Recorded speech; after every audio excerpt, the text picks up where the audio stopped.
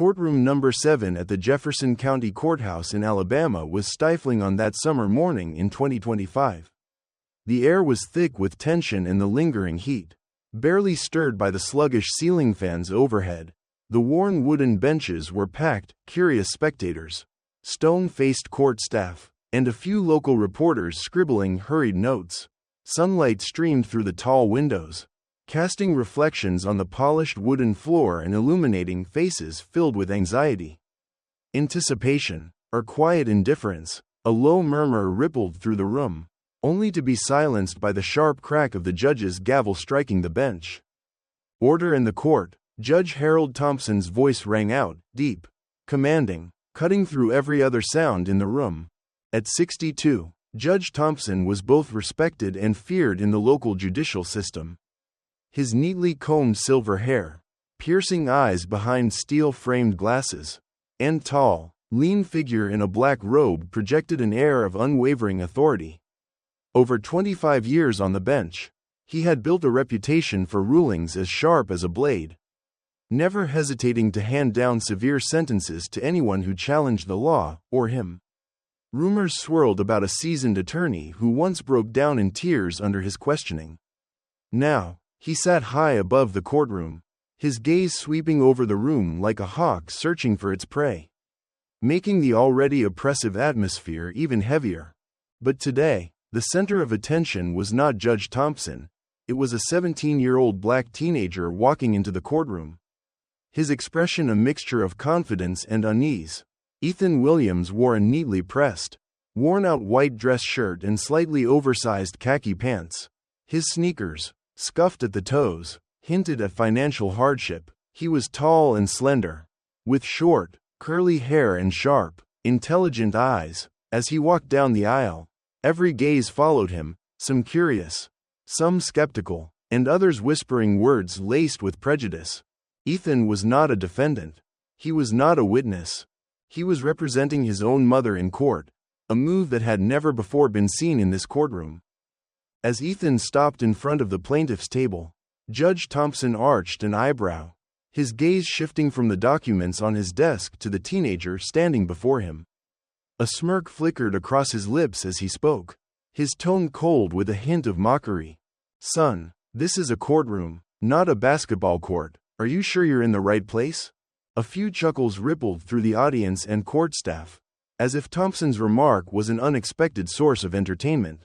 Ethan remained still, his hands clenched in front of him, but his eyes did not waver.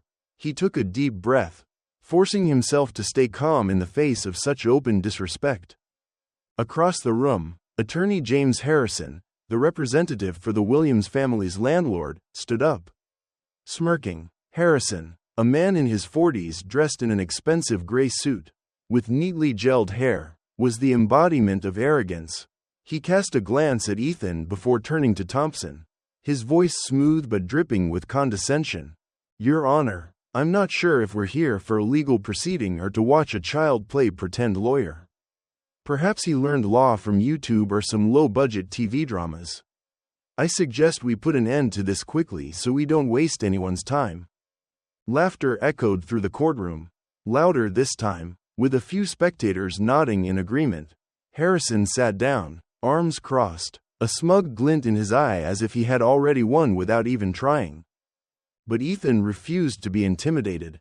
He stepped forward, his hands relaxed at his sides, and his voice rang out, clear, firm, and unwavering, cutting through the laughter like a blade.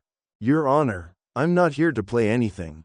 My name is Ethan Williams, and I'm here to defend my mother, Mary Williams. We are being unlawfully threatened with eviction. And today, I will prove it." For a moment, the courtroom fell completely silent. The laughter stopped, and every gaze, spectators, court staff, even Judge Thompson himself, fixed on the young man standing in the center of the room. Thompson tilted his head, his eyes narrowing as if assessing Ethan for the first time. "Defend your mother?" he repeated, his tone still laced with skepticism but now tinged with curiosity. "You think you have what it takes to stand here, in front of me, and do that?" Ethan lifted his chin, locking eyes with Thompson, completely unshaken. "Yes, Your Honor, I don't have a law degree, but I have the truth, and I will use it to protect my family."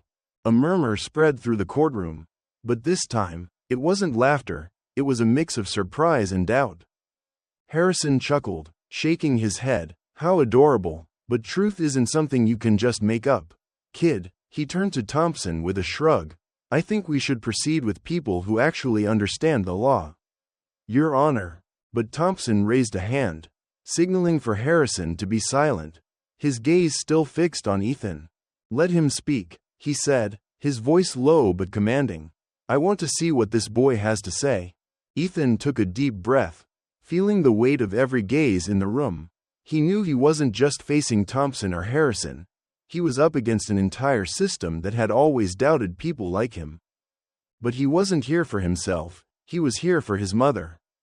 For their home, and for the belief that justice shouldn't belong only to those with money or power. He tightened his grip on the stack of papers in his hand, pages filled with late-night research. Hours of practice in the living room, and prepared to fight the biggest battle of his life. The courtroom was still stifling, but now, it pulsed with a new energy, the energy of a 17-year-old determined to change his fate. Ethan Williams walked out of courtroom 7, his hands still gripping the stack of papers, his steps heavy but his gaze unwavering, his bold declaration that he was there to defend his mother. Mary Williams, echoed in his mind like a solemn vow, but behind that confidence was a long story of hardship, injustice, and an unbreakable determination forged through years of living in the shadows of Birmingham, Alabama's poorest neighborhoods. As he stepped outside, the scorching midday sun beat down on the road leading home, the place where it all began. Where his mother, their tiny house, and his dreams were all under threat.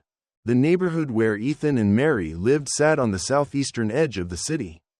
A place untouched by prosperity's light.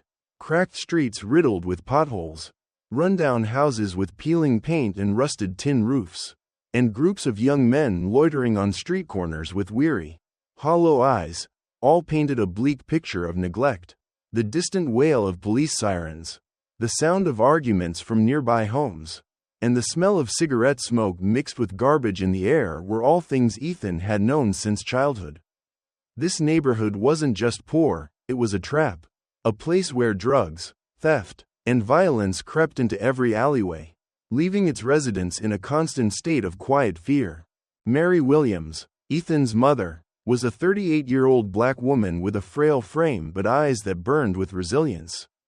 She worked as a janitor at a local hospital, pulling night shifts from 6 p.m. to 4 a.m., earning barely enough to cover rent and put food on the table for the two of them. A single mother, Mary had raised Ethan alone since her husband, a construction worker, died in a workplace accident when Ethan was just 3 years old. With no insurance, no support, she had worked tirelessly, her hands rough from scrubbing floors and washing linens, just to ensure Ethan could stay in school and away from the temptations of the streets. But deep inside, Mary carried a constant fear, not just of drugs or violence, but of the systemic injustice she saw every day. People like her, poor and voiceless, always left behind by the system. Their small home sat at the end of a narrow alley, a single-story apartment with cracked brick walls and a roof that had long faded to a dull gray. Inside, the space was cramped but tidy, a worn-out sofa, a small dining table, and a single bed that mother and son shared on cold nights. Mary took pride in keeping the house neat, seeing it as a way to fight against the chaos of the world outside.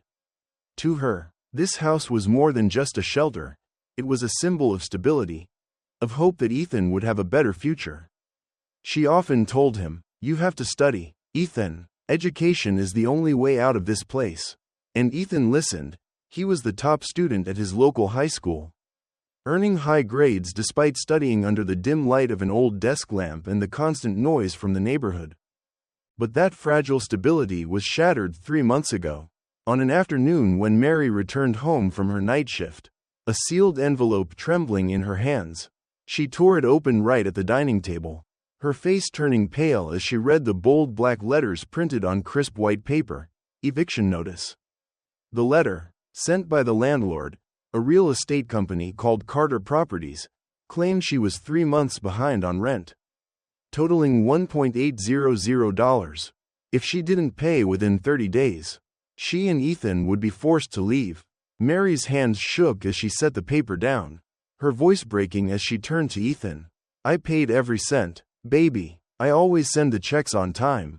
Why are they saying this? Ethan, who had been working on his homework at the table, looked up at his mother. He saw the redness in her eyes, the way her hands gripped the edge of the table as if trying to hold onto the last shred of hope. He stood up, took the eviction notice from her hands, and read every line with the same focus he gave to his toughest math tests. But the more he read, the more something felt off. The dates didn't match the times his mother had sent the checks. He remembered clearly because he always helped her record the payments in a small notebook to track their expenses. You said you paid, right? He asked, his voice low but firm. Mary nodded and reached into a cupboard, pulling out a stack of receipts, wrinkled but undeniable proof that every payment had been made on time. I never miss a payment. Ethan, I won't let us lose our home. Ethan looked at the receipts, then back at the eviction notice. A sense of unease rose in his chest, not fear, but suspicion. This wasn't just a simple mistake. Something shady was happening, and he couldn't let it slide like the other injustices he had seen in their neighborhood, tenants being forced out without explanation, families losing their homes simply because they couldn't afford a lawyer. We can't let them take our home. Mom, he said, his voice carrying a determination Mary had never heard from him before. I'll find a way. Ethan's resolve didn't come from naivete. It came from years of growing up in a place where people like him and his mother were always seen as powerless. He had watched classmates drop out and join gangs, seen neighbors too afraid to fight back when landlords hiked up rent without reason. He knew that in this neighborhood, justice didn't come freely, it had to be fought for. Mary looked at him, worry and pride mixing in her eyes. You're just a kid, Ethan, she said, her voice trembling. I don't want you carrying this burden. But Ethan shook his head, placing a hand on her shoulder. I'm not a kid anymore, Mom, and I won't let them win just because we're poor. In the days that followed, Ethan began his journey. He spent hours in the school library after class, borrowing every basic law book he could find. When the library closed, he took the books home, turning their small dining table into a study space filled with papers and notes. He stayed up late under the dim glow of a desk lamp, his eyes burning but his hands never stopping as he read and wrote down every law related to tenants' rights in Alabama. Mary would return from her night shift to find him asleep at the table, a book still open in front of him. She would gently cover him with a blanket, her heart aching at her son's sacrifice. But not everyone believed in Ethan. The neighbors, though sympathetic, shook their heads in doubt. You think you can fight people with money, Ethan? They asked. A teacher at school, while praising his intelligence, warned him, don't get your hopes up too high. Kid, the law isn't a game. Even Ethan himself had moments of doubt. He was just a 17-year-old with no degree, no experience, facing people who were older, wealthier, and more powerful. But every time he saw his mother sitting silently on the couch, her eyes filled with the fear of losing their home, he told himself, I have to do this. One evening, while reviewing the eviction notice for the 10th time, Ethan noticed something odd. The notary's signature, from someone named Geraldine Hayes, didn't look right. He remembered reading that notaries had to be actively licensed. With the curiosity of a top math student, he searched public records at the library and discovered that Geraldine Hayes had retired 2 years ago. His heart pounded. This wasn't a mistake. This was fraud. Mom, he called out, rushing into the kitchen where Mary was washing dishes. I found it. They forged the signature. This notice isn't legal. Mary stopped, turning to look at him, her eyes flickering with both hope and worry. Are you sure, Ethan? She asked. Ethan nodded, holding up the paper. I'm sure, and I'm going to prove it. At that moment, Ethan knew he wasn't just fighting for their home. He was standing up against a system that had weighed down people like them for too long. He looked out the window at the dimly lit alleyway and whispered to himself, They're not going to win. Ethan Williams stood in the small kitchen of their rundown home in southeast Birmingham, holding the eviction notice signed by notary Geraldine Hayes, a woman who had retired 2 years ago. The dim fluorescent light above cast a glow over his face, highlighting the determination in his bright eyes. This discovery wasn't just a glimmer of hope, it was a weapon he could use to fight for his mother, Mary Williams, and keep the small home that had sheltered them through years of hardship. "I can prove it, Mom," he said, his voice steady despite the mix of excitement and anxiety making his heart race. Mary looked at him, her hands still wet from washing dishes, her expression a blend of pride and fear. "Be careful, Ethan," she whispered. These people aren't easy to fight. But Ethan couldn't stop now. He had seen too many people in this neighborhood lose everything simply because they were too afraid to stand up, neighbors being evicted with nowhere to go, families falling apart because they couldn't afford a lawyer. He refused to let his mother become another victim of the injustice he had grown up witnessing. Armed with a stack of papers and a small notebook, Ethan set out on his quest for justice, one he knew would be filled with obstacles. But he had no other choice. The next day, Ethan went straight to the school library after class, carrying an old backpack stuffed with law books he had pulled from the dust-covered shelves. The library was a small room with aging bookshelves, the musty scent of old paper mixing with the low hum of a rattling fan. But to Ethan, it was a place of hope. He sat at a worn wooden desk in the corner, opened the first book, a guide on Alabama tenant law, and started reading. Terms like tenant rights, legal eviction notice, and rental agreements overwhelmed him at first. But he didn't give up. He carefully wrote down every important detail in his notebook, his hands aching from non-stop writing, his eyes burning from the dim light. When the library closed at 6 p.m., Ethan took the books home. He turned the small dining table in the kitchen into his study corner, papers, books, and his mother's rent receipts spread across the surface. Mary would return from her night shift at 4 a.m., often finding him asleep with an open book in front of him, his head resting on his arm. She would gently shake him awake, her voice soft but filled with concern. "Get some rest, Ethan. I don't want you to wear yourself out." But Ethan shook his head and rubbed his eyes. "I'm fine, Mom. I have to understand all of this. If we don't know the law, they'll win." Ethan spent weeks researching, staying up until sunrise and only catching a few hours of sleep before heading to school. He studied Alabama's tenant protection laws and discovered that every eviction notice had to be signed by a legally active notary and delivered through the proper process. The signature of Geraldine Hayes, a retired notary, was a major flaw. He did further research on the public computers at the library and confirmed that a retired notary could not legally sign any official document. "This is fraud," he muttered, his heart pounding as he realized the significance of his discovery. But research wasn't the only challenge Ethan faced. Doubt crept into his mind each night as he wondered if he had what it took to win a legal battle. He was just a 17-year-old with no degree and no one to guide him.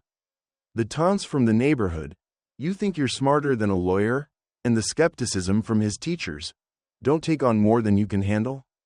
Ethan sometimes made him hesitate, but every time he looked at his mother, sitting silently on the couch with sadness in her eyes, afraid of losing their home, he reminded himself, "I can't give up." One evening, while comparing the eviction notice with his mother's receipts, Ethan noticed another suspicious detail. The dates on the notice didn't match the payment history. A receipt showed that his mother had paid rent on the 5th of the previous month, but the notice claimed she had been behind since the 1st. He went through all the receipts from the past 3 months, wrinkled papers that Mary had carefully kept in an old tin box, and realized there were no outstanding debts. "They did this on purpose," he said aloud, his voice breaking the silence of the house. Mary stepped in from the kitchen, wiping her hands on her apron. "What did you say, Ethan?" Ethan held up the notice, his eyes shining with determination. "Mom, they didn't just fake the signature, they made up the debt. This isn't a mistake. They want to kick us out even though you paid in full." Mary sat down, her hands trembling as she held the receipts. Why would they do this? I just want to live in peace. Ethan took her hand, his voice firm. I don't know why, but I'm going to find out. And I won't let them win. Ethan kept digging, using the library computers to research Carter Properties, the company that owned their home.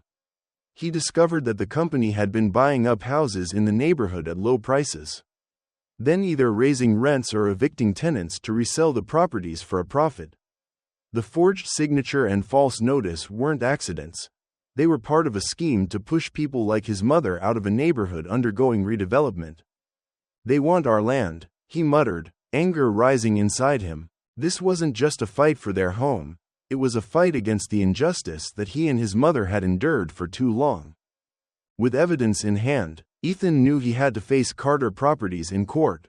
He turned their small living room into a makeshift courtroom, pushing the sofa aside to create space to stand. Facing the mirror on the wall, he practiced his arguments. Your Honor, this eviction notice is invalid because the notary who signed it had retired. Under Alabama law, this violates the tenant's rights. He repeated his statements over and over, adjusting his tone, trying to maintain composure even as his heart pounded at the thought of standing before a judge and opposing attorneys. But Ethan's preparation didn't go smoothly. He faced prejudice and discrimination from those around him. When he told a classmate about his plan to go to court, the boy laughed. You're crazy, Ethan. A black kid like you beating rich guys? No way. An older neighbor, though sympathetic, shook his head. They always win. Son, don't waste your energy. Even at school, a teacher who once praised him now warned. You're smart, but don't dig yourself into a hole. These words cut into Ethan's confidence, making him wonder if he was dreaming too big. But Mary was always there, his greatest source of strength. Every evening, as he practiced his arguments in the living room, she sat on the sofa, listening with unwavering belief in her eyes. You sound great, Ethan, she said gently but firmly. I don't understand all these legal things, but I believe in you. One night, when Ethan was exhausted and slumped over the table, she placed a hand on his shoulder. I worry about you, but I'm even more proud. You're doing something I never dared to dream of. Her words fueled Ethan's resolve, pushing away the doubts that crept into his mind. Ethan spent the final day before the trial perfecting his argument. He organized his evidence, the forged eviction notice, payment receipts, and information on Carter Properties, into a neat folder. Standing in front of the mirror, he looked at himself, a black teenager in an old dress shirt, but with eyes burning with determination. I have no experience, he whispered, but I have the truth, and I will use it to win. As night fell, Ethan sat beside his mother on the sofa, gripping her hand tightly. Tomorrow, I'll do everything I can to keep our home. Mom, he said. Mary smiled, tears streaming down her face. I know. Son, no matter what happens, you're already my hero. Ethan nodded, looking out the window where the dim streetlight cast a glow over the dark alley. He knew the trial wouldn't be easy, but he was ready to fight. Not just for their home, but for everyone like them, the ones the system had overlooked for too long. Courtroom 7 at the Jefferson County Courthouse was thick with tension as the trial began the next morning. Ethan Williams stood at the plaintiff's table, gripping the stack of papers he had spent countless sleepless nights preparing. His old white dress shirt, carefully ironed by his mother, fit loosely on his thin frame, but his eyes burned with confidence honed in their tiny living room. Mary sat in the gallery behind him, her hands clasped tightly, her gaze filled with both worry and unwavering faith in her son. Judge Harold Thompson sat high on the bench, his sharp eyes scanning the room behind steel-rimmed glasses as he spoke in a firm, dry voice. Let's begin. Mr. Williams, you may proceed. Ethan took a deep breath, stepped forward, and spoke with clear, steady resolve. Your Honor, my name is Ethan Williams, representing my mother, Mary Williams. Carter Properties has threatened to evict us with an illegal notice. I have evidence proving that this notice contains a forged signature from Notary Geraldine Hayes, who retired 2 years ago, under the Alabama Tenant Protection Act. An eviction notice without a legal signature is invalid, making the entire eviction process unlawful. He raised the notice and a notary verification document, placing them carefully on the evidence table with the precision of a seasoned attorney. The audience murmured, eyes turning toward the 17-year-old who dared to stand before the court. Attorney James Harrison, representing Carter Properties, rose from the opposite table, a smirk of disdain evident on his face. Adjusting his tie, he spoke in a smooth yet mocking tone. "Your Honor, I'm truly moved by this performance, but we're wasting time with a boy who clearly knows nothing about the law. He claims forgery? I can cite Alabama Code Section 13A93, which states that any dispute over a signature must be verified by an expert, not a kid who taught himself law on the internet. Furthermore, the lease agreement allows us to evict tenants for any violations, and Mrs. Williams failed to pay rent on time." He turned to Ethan, his gaze cold and condescending. "Go home and play basketball. Kid, this isn't the place for you to act smart." A few chuckles echoed from the audience, but Ethan remained unfazed. He stepped forward, his voice sharp as a blade. "Your Honor, Attorney Harrison can mock me, but he can't deny the truth. I don't need an expert to prove that Geraldine Hayes retired. This is a public record from the Alabama Notary Office, confirming she has been inactive since 2023. He held up the notarized document, then turned to Harrison. "And about my mother not paying rent? I have full payment receipts for the past 3 months. The dates on the eviction notice don't match any actual debts." He talks about the lease, but Alabama law requires a valid notice before an eviction. This forged notice violates Section 35-9A-421. He can't refute the facts, so he's attacking me instead. The room fell silent, eyes shifting from doubt to astonishment. Harrison's brow furrowed, his voice rising in an attempt to regain control. "You think a few pieces of paper prove anything? This is just speculation from a kid who doesn't know what he's doing." But Ethan didn't back down. He placed his hand firmly on the table, locking eyes with Harrison. "I'm not speculating, I have evidence." If he's so confident, then why doesn't he explain why Carter Properties used the signature of a notary who no longer exists? Or were they deliberately committing fraud to force us out? The words landed like a punch, making Harrison take a step back, his expression wavering for the first time. Judge Thompson raised a hand, signaling for silence as murmurs rippled through the courtroom. He leaned forward, his sharp gaze locked onto Ethan. "Mr. Williams, you claim this notice is invalid due to a forged signature. But do you understand that if this error does not directly affect a tenant's fundamental rights, it can be overlooked?" Ethan nodded, his voice calm but firm. "Yes, Your Honor. But Alabama Code Section 35-9A-141 states that all eviction notices must follow strict procedures, including a valid signature. A forged signature isn't just an error, it's fraud, which invalidates the entire notice. Furthermore, my mother's payment receipts prove she wasn't behind on rent. Carter Properties has no legal grounds to evict us." Thompson raised an eyebrow, the skepticism in his eyes now replaced with genuine curiosity. "Where did you learn all this?" he asked, his voice low but unable to hide his intrigue. "I taught myself, Your Honor, from law books, from the library, from anything I could find. I did this because my family cannot lose our home." A hush fell over the courtroom. For the first time, the expressions in the audience shifted, not to doubt, but to quiet admiration. Harrison shot up from his seat again, his voice sharp with frustration. "This is absurd. A kid cannot possibly grasp these legal complexities." But Thompson struck his gavel, cutting him off. "Enough, Mr. Harrison. I want to hear from him, not you shouting." He turned back to Ethan. "You claim Carter Properties is engaging in fraud. Do you have any further evidence?" Ethan nodded and held up another document. "I looked into Carter Properties' recent acquisitions. They've bought multiple homes in our neighborhood, then evicted long-term tenants to sell them at higher prices. This is a list of similar eviction cases from the past 2 years, all with suspicious notices. They're not just targeting us, they're targeting the entire community." The shift in the courtroom became palpable. Thompson straightened in his chair, his expression now serious. The audience, once dismissive, began murmuring in agreement. "He's right," someone whispered. "They did the same to my house." Another voice chimed in. From the back of the room, Mary sat with tears streaming down her face, but she was smiling.